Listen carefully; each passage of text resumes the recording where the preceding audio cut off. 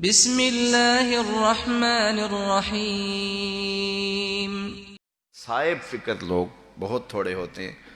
جو حق اور باطل کی تمیز کرنا جانتے ہیں۔ اللہ نے ان کو یہ امتیازی شان عطا کی ہوئی ہوتی ہے، وہ دیکھتے ہیں کہ حق کیا ہے باطل کیا ہے اور ہم نے اصل کس منزل تک پہنچنا ہے۔ ایسے لوگ ہی بامراد ہوتے ہیں اور معاشروں میں ایسے لوگ ہی معاشروں کا نمک ہوتے ہیں۔ اب موجودہ دور کے اندر چونکہ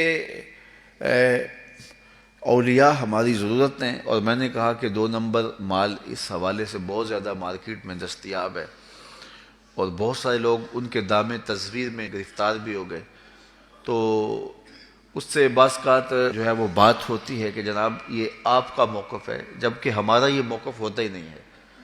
لیکن چونکہ ممبر و محراب کے اوپر جو ہم لوگ بیٹھے ہیں، بعض کا تقاضے اور ہوتے ہیں اور ہم کسی اور عنوان سے لوگوں کو کچھ بتا رہے ہوتے ہیں، تو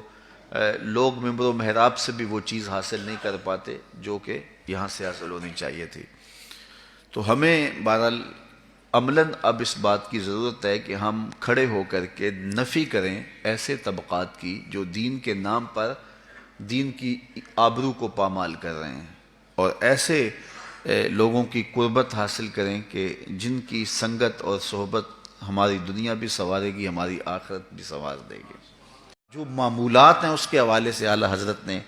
بڑی تفصیل سے بات کی ہے۔ معمولات ہمارے آراس کے ہیں، قبور پہ حاضری کے ہیں اور دیگر امور کے،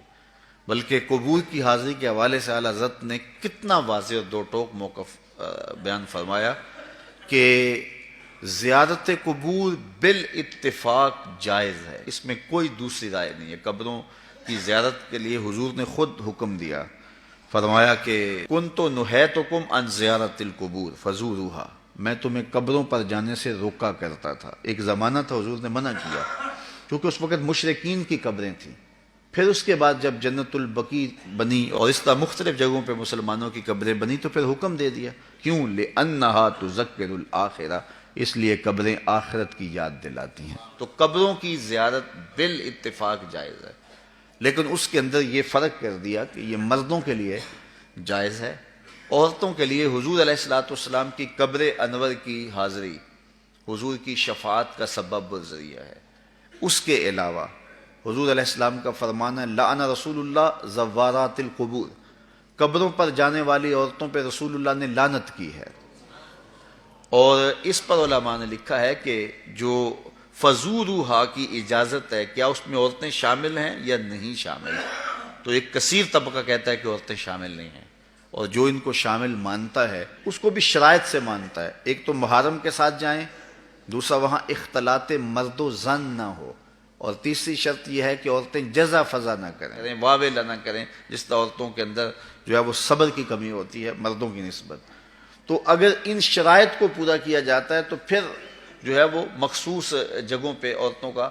چلے جانا قبروں میں جائز ہوگا، اس طرح والد کی قبر پہ جا رہی ہیں، والدہ کی قبر پہ جا رہی ہیں، لیکن ان شرائط کے ساتھ۔ لیکن بعض نے کہا کہ نہیں مطلق نفی ہے، لیکن جنہوں نے جواز قرار دیا انہوں نے بھی ان 4-5 شرائط کے ساتھ جو ہے وہ جواز قرار دیا۔ باقی جو اختلاط مرد و زن جہاں ہوتا ہے اور محارم کے بغیر خواتین جاتی ہیں، جس طرح کہ ہمارے ہاں مروج ہے، اور یہاں بسوں کی بسیں بھر کر کے مختلف درباروں پر مزارات پہ جا رہی ہیں، اعلیٰ حضرت سے پوچھا گیا جائز ہے یہ نہیں جائز؟ فرمانے لگے مجھ سے یہ پوچھتے ہو جائز ہے، مجھ سے یہ پوچھو ان پہ لعنتیں کتنی برستی ہیں۔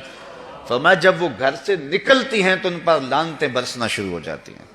اور تم اس کو مجھ سے جواز کا فتویٰ مانگ رہے ہو۔